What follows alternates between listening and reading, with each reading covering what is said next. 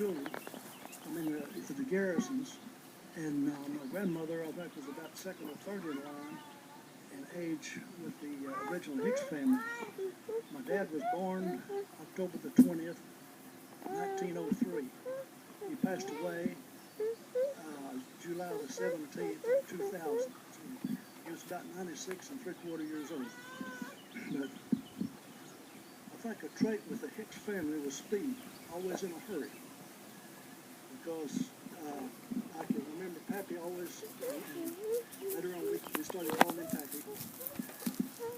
I was a little kid, and I was riding behind him on an old, fairly gentle mare, and Pappy thought she was going a little too slow or something. And he reached back and whopped her with a rope, and she jumped forward, and I went over backwards. And I got up, and Pappy says, "Oh, you broke your arm. Come here."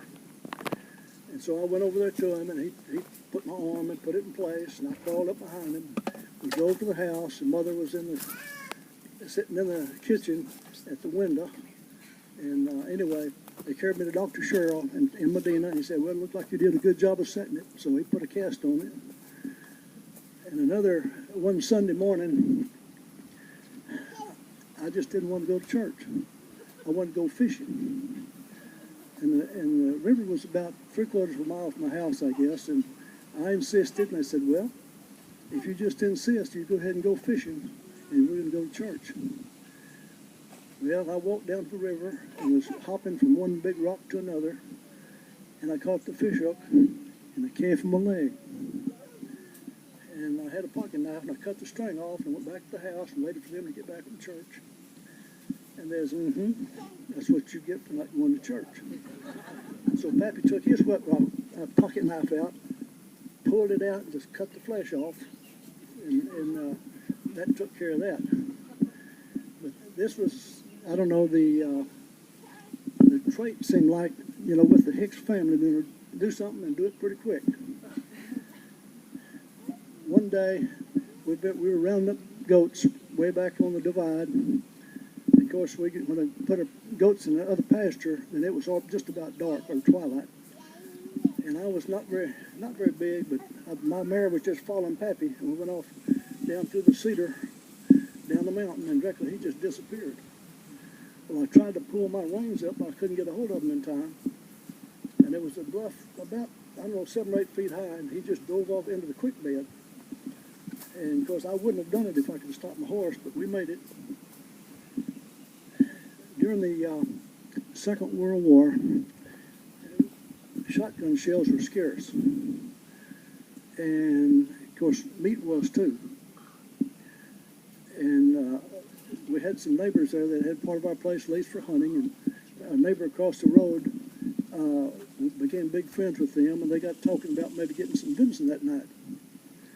And so the two guys got on the fender of this, I think it was a 36 Chevrolet car. And because the headlight came out over the top of the fender, and you'd kind of get under that and kind of brace yourself. And Belknap, our neighbor, was on the right-hand side, and Jack Graham was on the left-hand side. Got out in this oak patch, and there was a pretty nice buck. Pappy took off about the fastest that Chevrolet would run, and the buck made a turn, and Pappy made a turn, and Jack Graham just went sailing off out in the oak patch. Pappy looked back and saw he was cleared, and he just kept on going. Well, Belknap had a shotgun, but he didn't have any bird. All he had was bird shot, because he wouldn't admit that he didn't have any buck shot. Well, he shot the deer, and it fell over, and they threw him in the trunk of the car. But they noticed his eyes was kind of blinking, so they put a rope around his horns and tied it to the bumper. Put the trunk down, and they went out to this camp just outside the field, and they opened it up. This old buck's eyes was kind of blinking, and they raised that little, and he took off and hit the end of that rope. They finally got him killed. But one day we were rounding up goats, and my dad, I was up on the mountain bringing some goats off the hill. I had a fence on one side to wing them, and he took his old Jeep and had a iron top Koenig Ironworks in Houston. They built a top for it, and it was very sturdy. And he got up on the side of the hill to try to wing them for me. In the process, it was pretty silent, and then he had a flat rock, and it kicked up on his, we suppose, up on its edge, and then when the back wheel hit it, he just rolled over. It went all the way over and back down on its side again. In the meantime, I was just, not very far. I went running down there, and the dust was just boiling, and